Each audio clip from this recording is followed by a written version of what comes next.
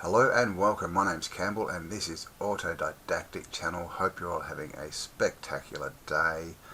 Thanks for joining me, and today something different. This is a video that was actually sent to me by a subscriber, so thank you very much. I actually I've lost the email, so I'm not sure who sent it to me, but thank you, and thank you to everyone who does send me stuff. I do try and get to it all, and I'm going to make a bit more of an effort to show, make videos and sort of show the information that is being sent to me. And so today what we have is a video called The Incredible Abandoned 17th Century Castle in France, full of historical treasures. And this place has some pretty cool stuff in it. So I'm just going to flip through, show you a few bits and pieces, and of course the link will be below in the description, so make sure you do check out the whole video, and yeah, let's jump into it.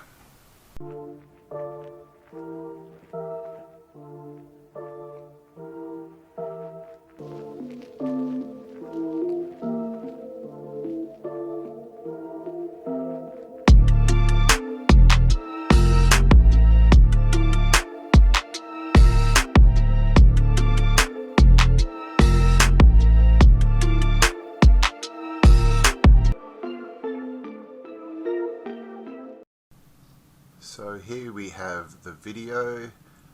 This is by Explomo, so I'll leave the link to this below in the description so you can check out, because the whole video it's like an hour 52, and it's worth a look. This is just one shot. I'll go through some of this.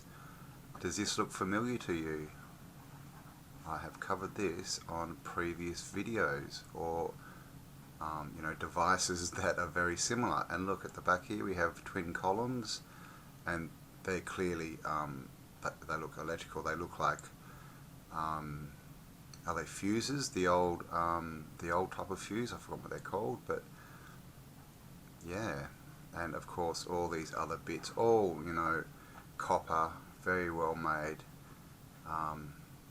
things. So let's have a look at this incredible abandoned 17th century castle in France.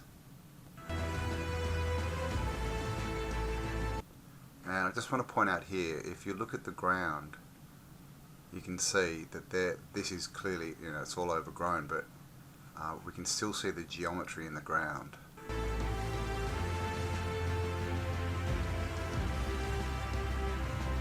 That's of course the whole castle, what they're calling the castle, and that shot there too. See this? And see the shape, the half circle, the corners. We see that shape everywhere. They use it a lot for gardens and for fountains and things, but the imprint is still there, and there was no doubt something here. You can see this is the borders. And so here are the guys that are making the video, and they are inside this house. And just check out this ornate balustrade made of metal, wrought iron as they call it. And of course we have all these, technasmia shapes and designs built into it. We have the knob here, if you can see that, standing up. It's got a little ball on top of it. So this looks very, Antiquitechy as well. Let's hear what they've got to say. It's so interesting. It's a huge property. There are so many rooms, plenty of antiques, historic artifacts. You are surely gonna love it. And we try to dig into the history a little bit, find out about the story, about the people who lived there. And apparently the last residents actually were German people. Before that there was a French family of Mr. Vincent. I'm not gonna say the surname to protect this property from any theft, any vandalism. It's absolutely amazing. And as you can see, I'm not with Raymond today, but I'm accompanied with another friend, Exploring and me, Arnoud. Check him out. We've been friends since the very beginning. He's been showing me around, and now I'm showing him around in France, and yeah, it's time for an awesome explore. So let's start and let's begin. That's the main door of this huge castle. And now it's just been blocked by lawn mowers, gardening equipment, and it's barricaded with a big wooden bar. And this is actually the first room. Have a look. Yeah, so check out this room. Look at this, the artwork, the inlaying on this billiard table. I mean, it looks like it's even might have some iron on the feet there. Just a nice piece. All these, candelabra things look like they're iron as well. And he's going to show us now this this wheel device, which we are not quite sure what it is, and neither is he. And then I saw these things and I started thinking, overthinking, like, what can it be? We think it has to do something with the time, with the sun, maybe also with astrology. I mean, it's literally all over the place. Have a look over here. There seems to be iron things inside as well. Oh, a mouse trap. There is another device over here. And this looks like a clock. It could turn around. You could also spin it over here.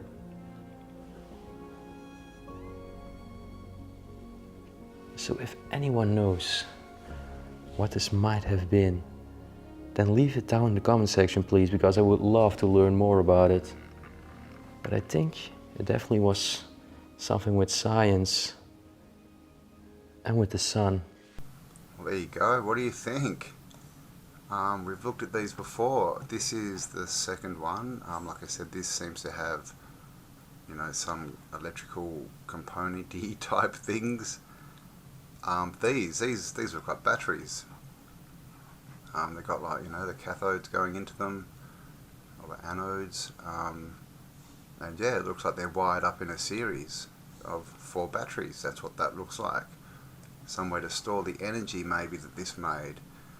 Because they've both got handles. Obviously you crank them, and that could be a way, who knows, they could be generators, they could be generating from etheric energy, or it could be mechanical energy. As far as a clock, I'm not sure. I think he thought that because of this, this pointer, but this is, it looks like it's one bar rather than an hours and a second that are separate. It looks like one pointer, and that's just like a north and south. So it may be to do with polarities. And also we've got these nails, which are metal, which of course have got to do with magnetism and polarities as well, and also to do with collecting etheric energy. If you think about orgonite and having different types of materials next to each other that generate energy too. And as far as these lines, there's 28 of them. So that doesn't seem to apply to our clocks or time cycles. Who knows? Maybe we had 28-hour days. Who knows? But that to me looks like an electromagnetic device for generating energy. This looks like where you store the energy. This looks like just a smaller version of this. Maybe these are batteries. I'm not sure. Could be a portable device. And then this thing at the end. This thing here,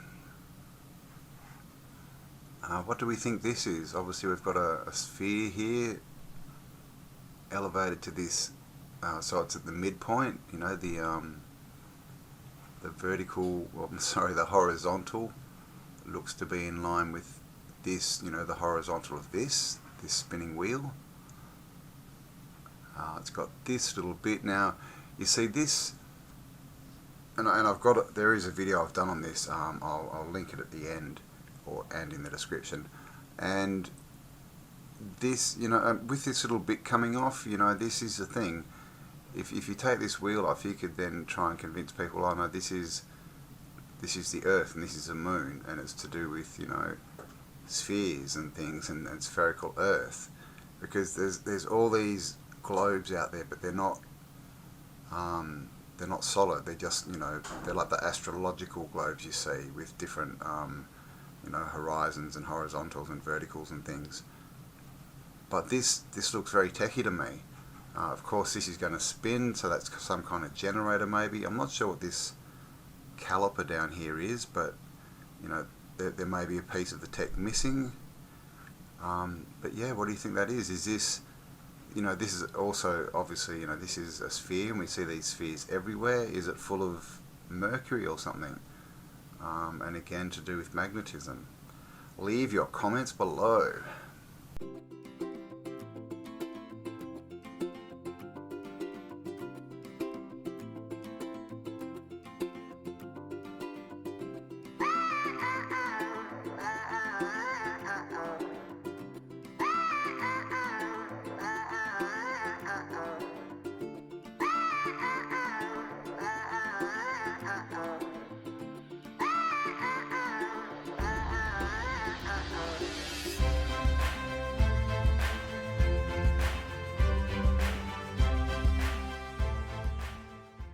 And also a bit of a different view here. Look at this. So we've got two wheels, which could be acting as flywheels, as well as, you know, the spin. And then we have this at the back, glass tube. I'm not sure. What is that? I don't know. Some kind of fuse maybe. I don't know. Connected by a ball, of course. And then we have this, another ball hanging off. And this, you know, so, you know, if these were magnets, and this was metal, you know, you could, by spinning that, you could generate magnetic, electricity, or magnetic energy. And yeah, I don't know, maybe they're somehow converting it into electrical energy and storing it in here. Leave your comments below. Wonderful marble stove over here. You can tell they've used the stove a lot. There are still traces of ash and also traces of burning right in the center.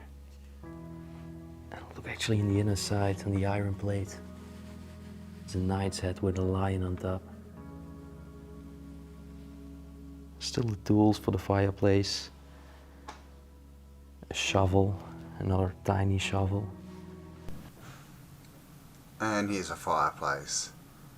Of course, a lot of speculation about fireplaces. Now this one here doesn't look too ornate, but you can see these two pillars, these, you know, the twin pillars maybe, but you see this in a lot of the old fireplaces, you know, the original ones, that you have these on each side. I'm not sure if they're connected. I think this is the grill, so I don't think they're connected. Maybe they are, but this is just a feature you see. And these plates at the back. These are metal. Obviously you can see it's very ornate, and you know, they say that's there to sort of help radiate heat. You know, it heats up and radiates heat. But when you look at the old ones and the old pics and the ones that are still, you know, haven't been touched, this iron seems to go up and across and cover the chimney hatch. You know, so again, this is clearly being used as a fireplace, but is that what it was intended as originally? There are still traces of ash and also traces of burning right in the center. Nice shell. Actually in the inner side on the iron plate, it's a knight's head with a lion on top. Still the tools for the fireplace. A shovel, another tiny shovel. Actually curious if there's also a bellows, but... And also, just as a side note, someone mentioned, I can't remember who it was, sorry, you know, these tools that, you know, the traditional type of fire tools that are hanging up, you know, you get like the tongs and you get a poker, and the pokers, most of them seem to have a funny end on them, and someone mentioned that it looks like a key, you know, the end of the poker. So I don't know, just a side note there. And if you are sitting in your chair right now watching this video and probably thinking, how can people walk away from this and leave it all behind? Well, likewise do I feel. It's so utterly sad. There's people in the world who are not that wealthy and maybe are poor or hungry, starving hungry, and then there's people in the world who have that much money to just leave the property behind like this, just do nothing with it. I mean, make a homeless shelter out of it, sell the antiques, give it a new purpose, or just restore it back to its former glory. But often money is the issue, and that's very sad. Castles like this often raise the awareness to me that life is not a permanent value. This was once one of the most important buildings in this French town, and now it just lies there, neglected and forgotten. And have a look at the beautiful, beautiful staircase and stair hall over here. A lot of books there. Wow, the mint green banister, the cobwebs in between, literally everywhere.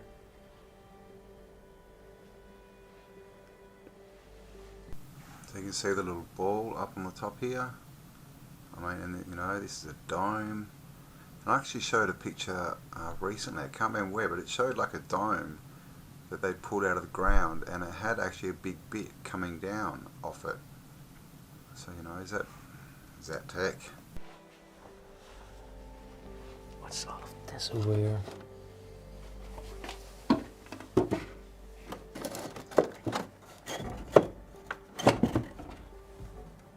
I'm not sure, but I think those are some old photos.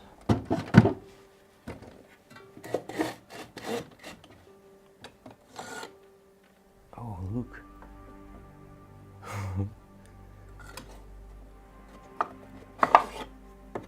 Wow. Some beautiful prints, all of them. Actually like tiny glass plates inside.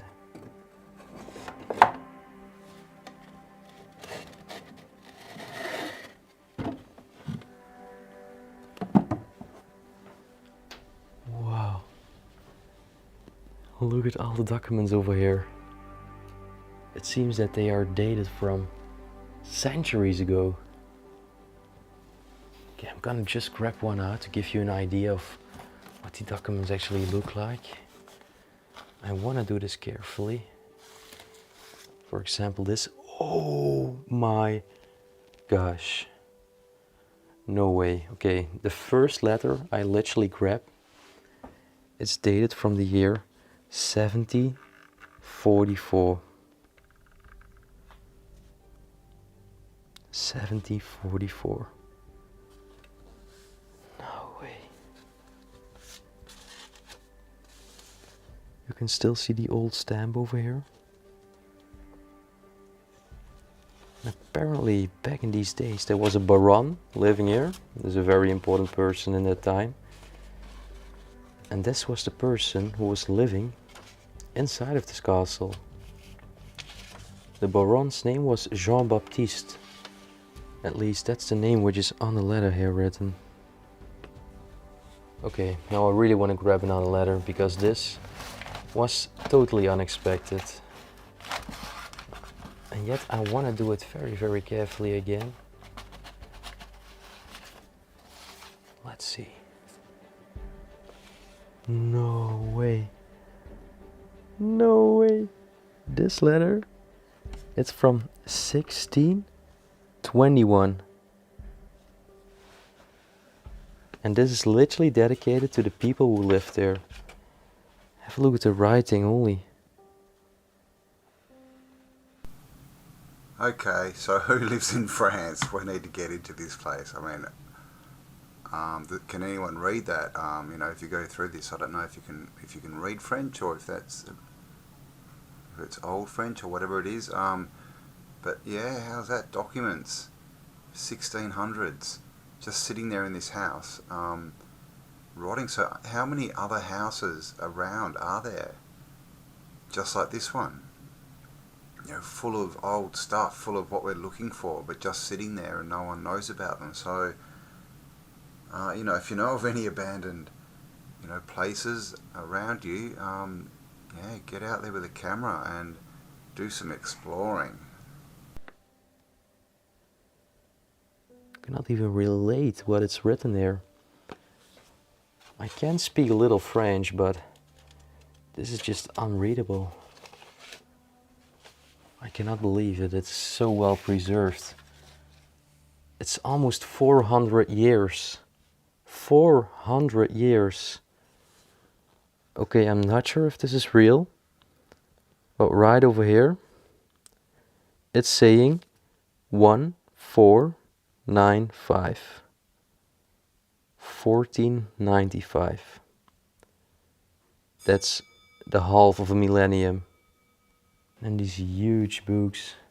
It's actually about French parks and gardens. But it's still closed. I'm keeping it like that, to be honest. However, I think I can open this one. Huge stories. I even see the 11th century in here written. And it's all about churches and religious things. Yet another wonderful chandelier. Wow, that's literally the only word I can say. Wow.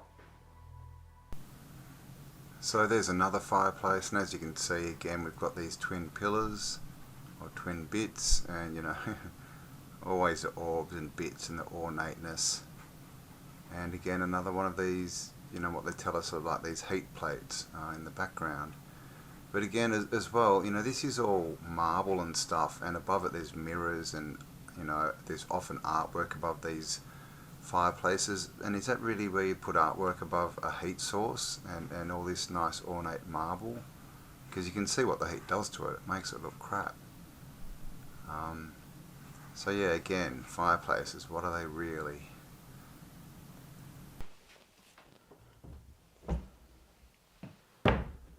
Actually, right behind here, there were some very, very old dictionaries.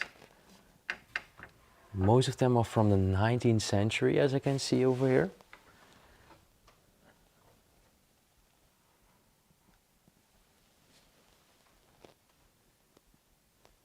Just incredible. So many historic books. I just want to zoom in on the dictionary. Actually, it was one set, and each set started with a specific letter. So it went from A, B, C, D, E, F, G, H, K, all the way to T, up to and including Z. So still the complete set is present. And there was even a supplement. It's just left like it used to be. Oh, right over here immediately a sewing machine. And not a singer, but this is a pfuff. The cover is on top. It seems to be stuck. The sewing machine is still there, but I think it's locked on this side. Yeah, there is a lock. So unfortunately I cannot reveal the cover of it. Here again, a beautiful French clock. And actually have a look over here. It looks like this table has foldings. Yeah, you can bend it open, and it's, I think this was for card playing games or poker maybe.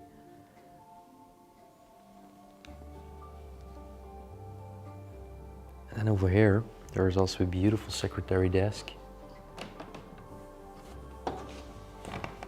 Again, many different compartments, but they seem to be empty. There's also this little bust. Looks like it was from a child. I mean, there's again so many details over here. If you really start focusing on all the details, it's literally incredible how somebody could even think about making and creating something like this back in the past. Oh, look at this device. I'm not completely certain about it, but I think it had to do something with electricity. You can also see the wires over here. Like a little generator or something with anode and cathode. I think it was something like that. Firstly, there was yet another cabinet. What? Damn. My gosh. Look at these books.